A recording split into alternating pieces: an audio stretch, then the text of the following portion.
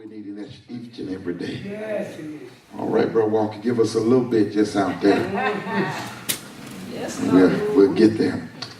We thank God for, as I often say, His Word, and we spoke in reference to on last week how the Word still works. What God says still works, and it is still working. The Lord blessed us again in our early morning service there at Sarah Land. Y'all know little Destiny.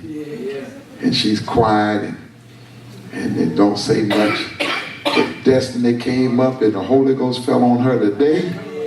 And God filled her with the Holy Ghost at the altar there in our early morning service. So God blessed that young lady. And she's like 17 or 18. But the Lord blessed her soul. And so God is fulfilling His very word. And He's blessing us and continue to bless us. Job chapter number 1. Job chapter number 1. Thank you, Lord. Job 1 verse number 8. Job 1 and verse number 8. And the Lord said, that's what made this scripture meaningful. The Lord said it. And the Lord said unto Satan, hast thou considered my servant Job, that there is none like him in the earth, a perfect and an upright man, one that feareth God and escheweth evil. And the Lord said unto Satan, hast thou considered my servant Job, that there is none like him in the earth, a perfect, a complete. He's doing all that I expect out of him. An upright man, one that feared, one that has a reverence for God, and escheweth, he avoids and stay away from the evil. I want to use for a message today. And the Lord said, hast thou considered my servant Job? For a message today, what does God have to say about me? In other words, if this book had your name as the title, the book of, and you put your name there, rather than the book of Job, the book of Hunter, or the book of your name, how would the story go? What would God have to say about me? What would God have to say about you? What does God have to say about me? To a certain degree, it is of importance that what people say about us as God's people. It is of importance what people say about us who are God's people. The word says, let not then your good be evil spoken of. It is also important for us not to attempt to live our lives for the Lord based on what other people say. For we dare not make ourselves of the number or compare ourselves with some that commend themselves. But they measuring themselves by themselves and comparing themselves among themselves are not wise. It's not a wise thing to look at somebody else's life and say they're saved and they're living for the Lord and they're doing this. But he says here we should not compare a life when we live for the Lord compared to someone else's life. We should not measure our relationship with God by what others do or what others say. This is all about what does God have to say about me. I'm not going to compare myself as a preacher to other preachers. I'm not going to compare myself as a pastor to other pastors.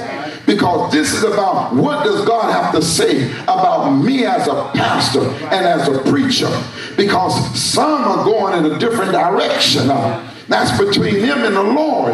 But I'm more concerned about what does God have to say about me in my relationship with him.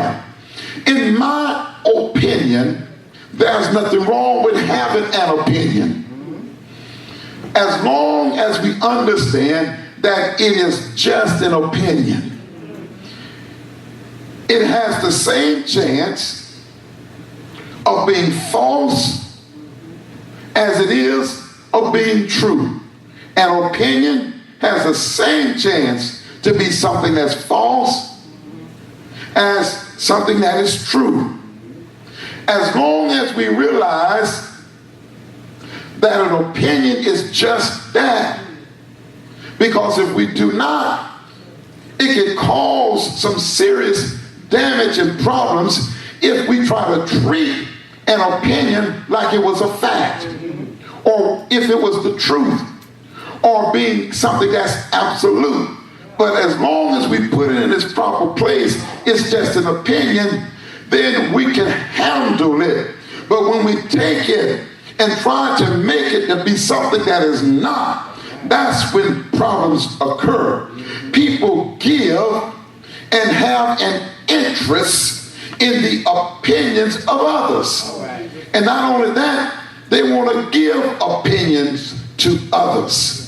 An opinion is just something you believe in, it not necessarily based on truth or facts. We sometimes allow the opinions of others to change or affect what we know to be true or what is best for us. Sometimes people are doing well when they know the truth or the facts about a thing, but then all of a sudden someone shows up with an opinion and it affects what they believe all that time. Now it changes. Why? Because somebody offered an opinion and they took the opinion and put it above the truth or the facts. When you have the facts and when you know the truth, especially when it comes from God, you should stay with it, for what God says is what matters most. What God decrees is the most important thing for my life. I'm not going to live according to someone's opinion, but I want to find out what does God have to say, not only in general, but for my personal life. What does God have to say about me? We should consider now the opinions and the advice of certain people, and at times consider all people. Of course, there are times when we should not consider the opinions of others at all, especially those who have unwise and ungodly opinions that are not worth our attention. There are some things that people say, you ought to tune them out, turn them off, walk away, and not allow it to have any influence in your life. There are some individuals, whether they are personalities on TV or people that I know, when I see them, I go in the opposite direction because I don't want to hear it, because I know they're about to give me some type of opinion that is not even worth my time and my ears listening to it. But when it comes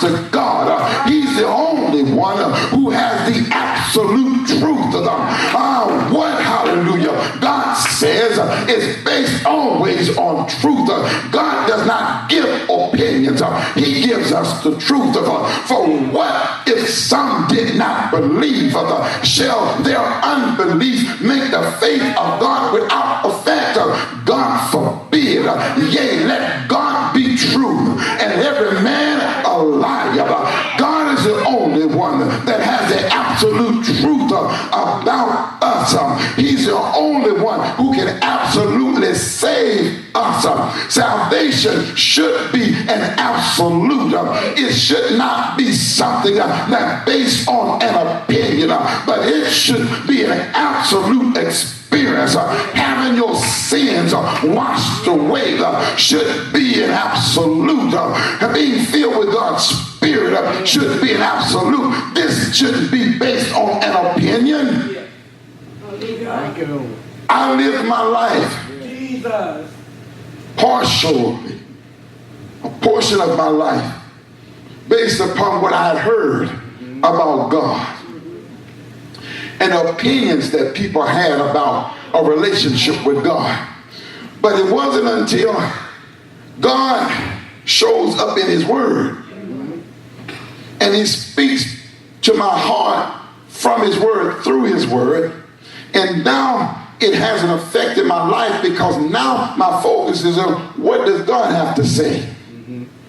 For some, salvation has become more about what the person says rather than what God says. People have made it more about what others say rather than what God says. People have been told that after they say a prayer, that they are saved. They will say this to people watching TV. And they say, now pray this prayer. Now if you just prayed that prayer, say, welcome to the family. Go and find yourself a good church. Now, who has that type of authority to just speak over a screen or speak to people and say, if you pray a prayer, how can you get in the heart of a person and determine whether or not they're saved? They misuse Romans chapter number 10. Misinterpret the word of God by giving their opinion.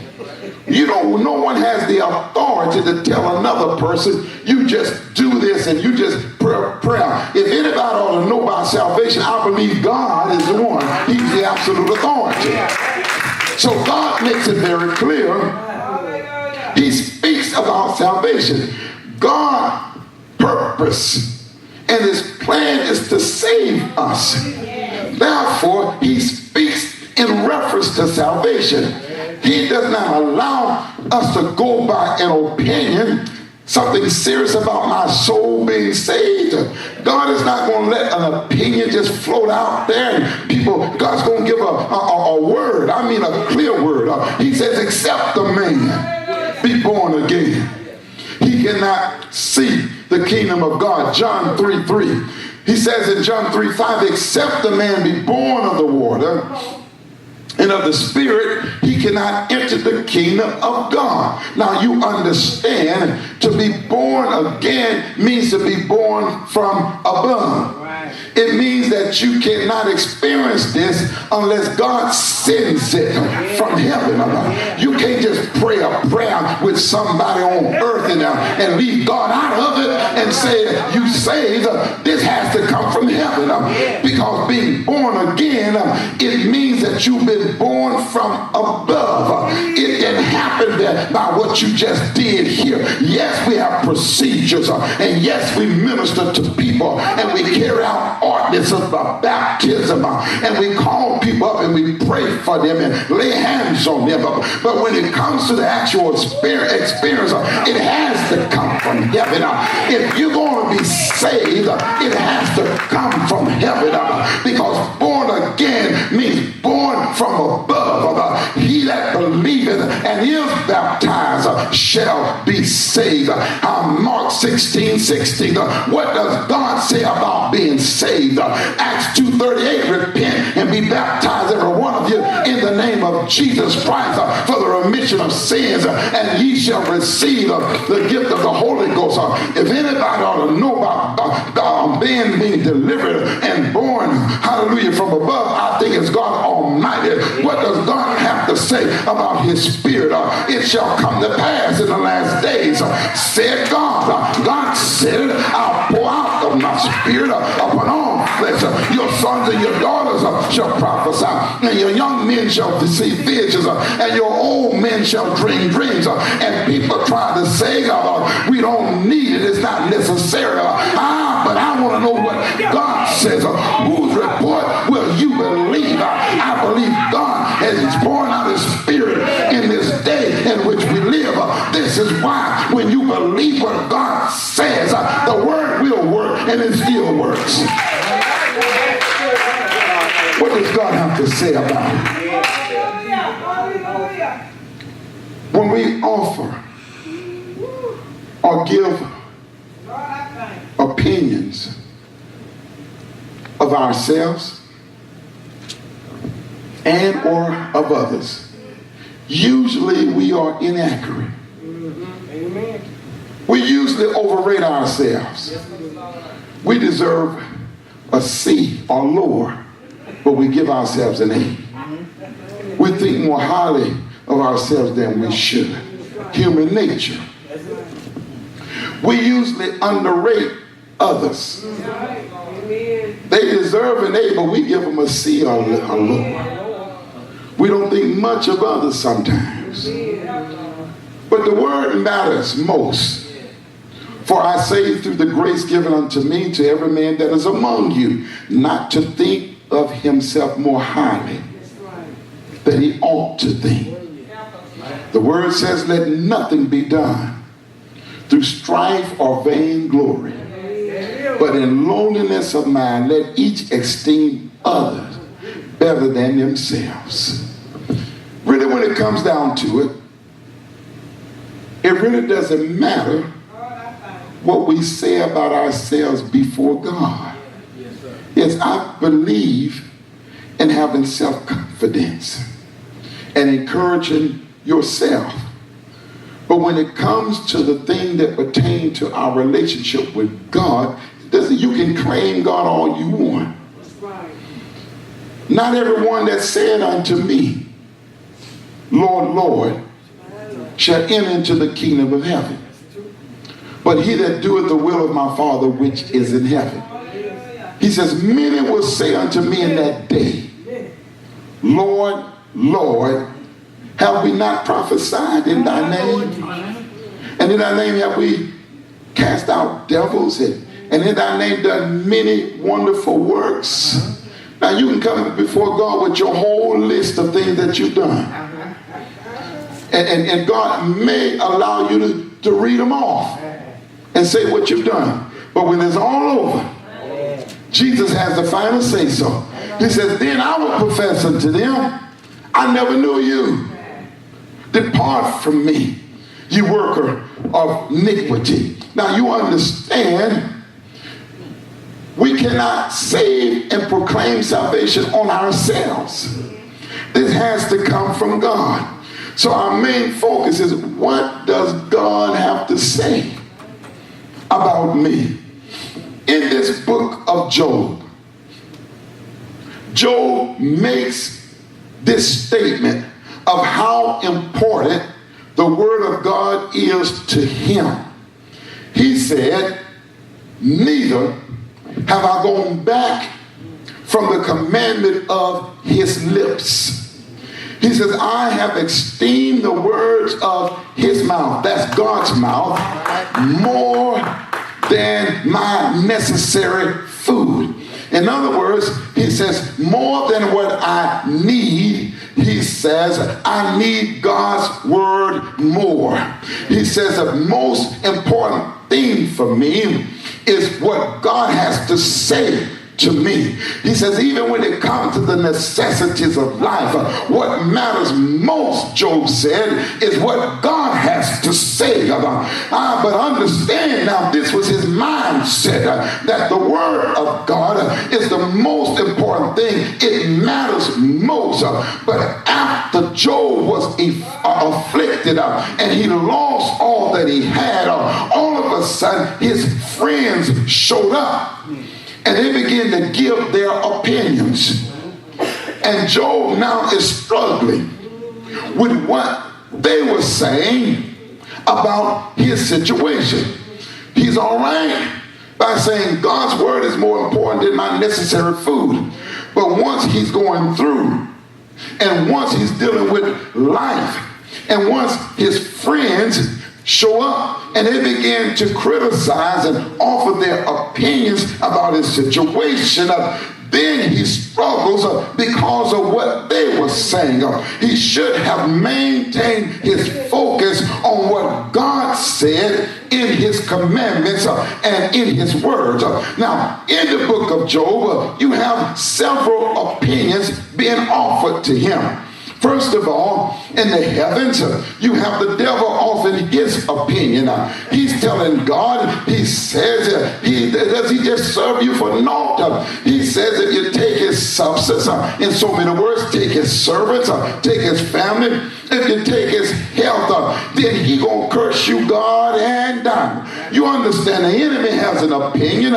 He says those saints, they just love you when you bless them. This is his opinion. He's the accuser of the brotherhood, but he just has an opinion. But thanks be unto God, there's some people in this house today that know that God is good all the time, and all the time God is good. And our concern is what God has to say about our relationship with him. So let the enemy have his own opinion, but we know who God is. We know who we serve. God is a good God. Oh, taste and see that the Lord is good. So keep your opinion to yourself. We know God is good. God allows Job to lose all that he had. And even his body now is afflicted. And now you got his wife. She's offering her opinion. So everybody got an opinion about when you go through and what you're dealing with. She simply says, just curse God and die. But something stood up in Job and said, you sound like you're a foolish woman today. He began to say, should I not bless God? In so many words, at all times of my life. Bless him when the blessings are flowing. Bless him when I don't understand what's happening in my life. So he rejects her opinion. Then all of a sudden his three friends show up. Eliphaz, Bildad, and Zophar. People going to always open their mouths with an opinion. Eliphaz said, this would not have happened to an innocent man. In other words, Job, if you were innocent, this would happen to an innocent man. You know how people think. Soon as somebody's going through or dealing with something, people are saying this wouldn't have happened if you were innocent. Job is allowing the opinions of others to get to him. Bildad shows up. He says, if you were righteous, he says, I can understand you're going through. He says, but you've been going through too long now. If you were righteous, God would have delivered you by now. I can understand a few days, but now it's been too long. See, everybody got an opinion. How can you determine how long a person should go through and have to go through a situation? Then Zophar, third friend, shows up. He just goes straight to the point. He says, you need to repent and put your sins forward. He didn't even know what Job had done. He just come to the conclusion, just repent.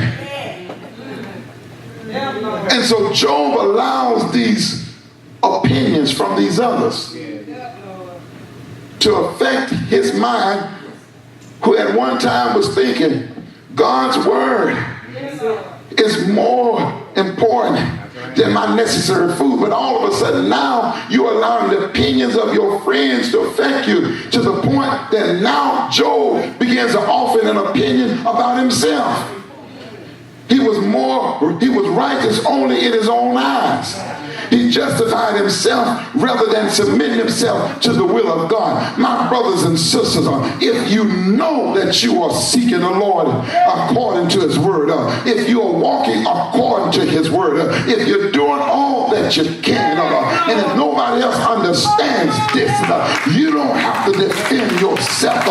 You can just thank God, hallelujah, that I'm saved and I'm delivered and I'm kept. People may not understand, but as long as I know that God is keeping me and that God is blessing me, then your opinion, hallelujah, just keep it to yourself. I thank God that he's made it clear to me that my soul has been delivered and I'm blessed because of God.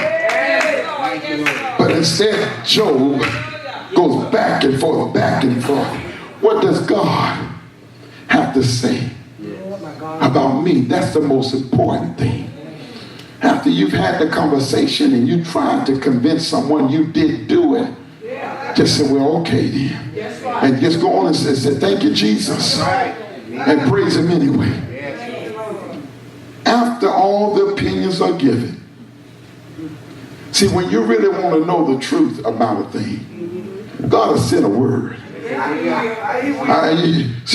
You may get off track, but God has found a way to send you a word.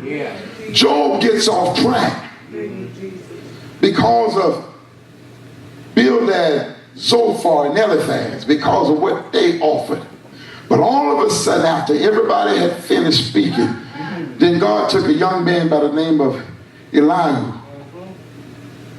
and he begins to tell Job and his friends the truth. God stirred him up. After these three older men had ceased to answer Job because he was righteous in his own eyes, then Elihu stands up, and his anger, righteous anger, is against Job because Job justified himself rather than God. God used this young man to point out to Job, wait a minute. If you know you're pleasing God, you don't have to defend yourself. You don't have to get in a confrontation defending yourself. If you know God says that's enough, then you stay with what God says. Not only that, but Elihu speaks out against his three friends because they found no answers to what was going on, but yet they condemned him anyway. But they all three should have gotten together and said, we're going to pray with our brother. And we're going to ask God to send his help and send his answer. We want God to speak in this situation. So after the devil had offered his opinion of how Job would respond to trouble, after Job's wife offers her opinion, you ought to curse God and die. After Job's friends offer their opinions that you are guilty, and after Job offered his self-righteous opinion of himself, the only thing that should have mattered was what God had to say. Job should have really just went before God, and if God didn't say anything, he says, God, you know my life, you know what I'm trying to do, and you see me right now. I just thank you for being good to me anyway, but nevertheless, he was not aware that there was a scene in heaven, and God was already saying, have you considered my servant? Hallelujah. Sometimes God looks at you and looks at me, and he says about you, have you considered my servant? God knows what we can handle. He knows what we can go through. If we don't have enough strength, he gives us the strength. He will not allow us to be tempted or tried above that which we're able. But God knows what to allow. He knows what to hold back. You have to get in your mind, what does God have to say about my life? God is the one that blesses blessing me. I'm concerned about you. Hallelujah. And what you got to say about me. Thank you, God, for being so good to me. I know you're a good God. I know you're blessing me. So I'm going to live my life. What does God have to say about me? When I'm all by myself. Thank God. When nobody's around. What does God have to say? When nobody's looking at me. When no one sees me. What does God's word say to us? What will it do? Or what will it do for us? There's a psalm, Psalms 19, that the writer states the benefits of God's word. He takes this psalm and he points out the benefits that we receive based upon what God says. He says the law of the Lord is perfect. It's complete. Converting the soul. He's saying the word of God will revive the soul. You want to get some strength, and sometimes people just need a good word and need to get it deep down in their soul. Hallelujah. So he says the law of the Lord is perfect, it's complete, converting the soul. He says the testimony of the Lord is sure, making wise the simple. It is that the word will most certainly give us wisdom. You want a good understanding, you want wisdom, get the word deep down in your soul. He says the stature of the Lord are right. The statutes of the Lord are right. Rejoicing the heart. Nothing brings a greater joy than the word of God in our hearts. You can't top this joy. You do what God says, and you come to the house of the Lord, you talking about joy. Hallelujah. You talking about joy. Unspeakable is when you obey and live according to the word of God. He says the commandment of the Lord is pure, enlightening the eyes. There is no greater perception for life than the word of God. The best guidance for your life is the word of God. Hear me, young people. The best thing you can do is to make sure you get the word in your soul, in your mind, and then live thereby. He says the fear of the Lord is clean, enduring forever. When we reverence the word of God, it will give us a cleansing that will last forever. When you obey God's word and it cleans you of all guilt, you will stay that way till Jesus comes, because the word has a way of preserving us. The judgments of the Lord are true and righteous altogether. We are made righteous by God's word. Then he says this in that psalm. He says, more to be desired are they than gold, yea, than much fine gold. He says it's sweeter also than honey that's in the honeycomb. What he's saying is what matters more than anything in this life is the word of God. He says, moreover, by them is thy servant warned, and in keeping of them there is a great reward. So what the word does, what God says, what happens is this.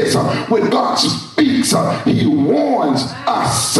When God speaks, he blesses and he rewards us. God's word benefits us by warning us of what we should not do, but it also rewards us of what we do according to his word.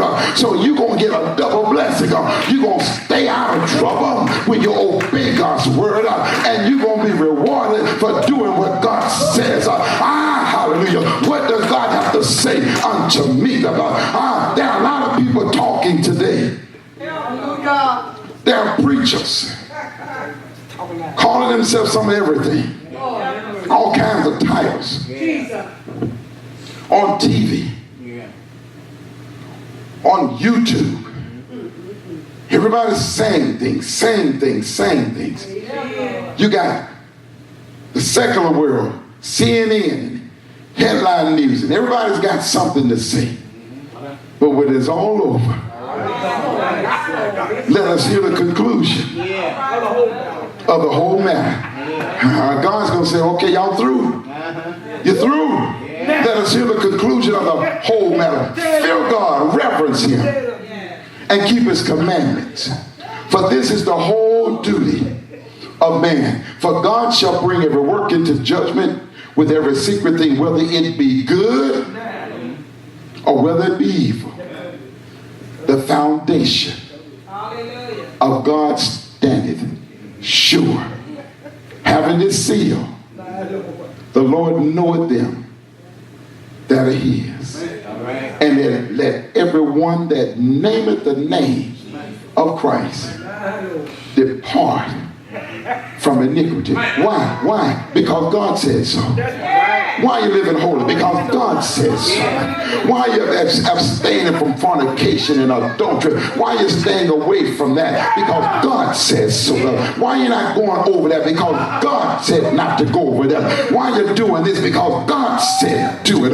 Why are you going to church? Because God told me to show up. Why are you on your knees praying? Because God says pray always with all prayers and supplications. Why are you coming to Bible study? Because I need the word. Because God says forsake not the assembling of yourself together. What are you doing about what God says matter? It's not about what I say or what anybody else say. But my concern is, what does God have to say about me and to me?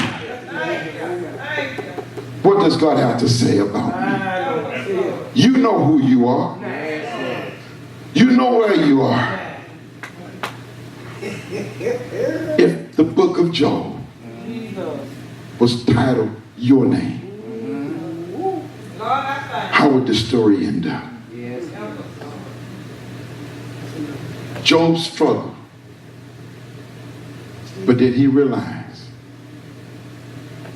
what was more important was who God is to him? He says, though He allowed me to be slave, yet will I trust Him. He says He's made it clear to me that I can trust Him. He says, I know my Redeemer living. He says He made this He learned something through this process. He says, I don't understand. And I even question it. But I know my Redeemer living. And so when it was all over, the Word of God says that God blessed His servant Job greater than he was from the outset. Something about when you go through and you remain faithful to God, something better is going to happen at the hallelujah. At the end, it may be a difficult thing, but you hold on just a little while longer and remind yourself what God has to say through the process. And if you could just get on through and get through and get to the other side, when Job got on the other side of that thing, his latter life was more of a blessing than his former life. What does God have to say about me? What does He have to say? I don't even want to entertain my own opinion. Because remember, you talk yourself out of God's blessing. You listen to yourself. Listen, church. God is speaking. That's what are you listening? God makes His word known. God wants us to be faithful. Y'all hear what I'm saying? God wants us to show up and pray. What did God say? If my people, which are called by my name, shall humble themselves and pray. God says, now if you do this, what does God have to say? I'm going to come and pray. Why? Because God said it. And then he said, now watch what I'm going to do. He said, I'm going to hear. And then I'm going to heal. He said, I'm going to show up. Now I just believe what He says. When we honor what God has to say, remarkable things happen. Because God is sure to his word. God offers no opinions. He just gives us the facts. He gives us the truth. So if God says, if my people who are called by my name will humble themselves and pray, and he makes it very clear that we're going to get some results, then I'm coming in getting on my knees. Because I'm more concerned about what God says than what my flesh says and what my opinion is. Because if you give yourself space, you'll talk yourself out of what God says. God will make it very clear. And then you'll talk yourself out of doing what God says by listening to your flesh. And the main thing we need to be concerned about is this flesh. Because you can turn off all the devices that influence you. But that influence of that flesh stays with us. This is why the Apostle Paul makes it very clear. He said, I kill it daily. I die daily. He said, come back up. Put it back in its place. He said, come back up. I put it back in its place. And he said, I put it back in its place. Why? Because what God is saying is more important than what my own flesh is trying to tell me. Let's go forward with this mindset. What does God have to say? Hallelujah. About me. Anyone need to come for prayer?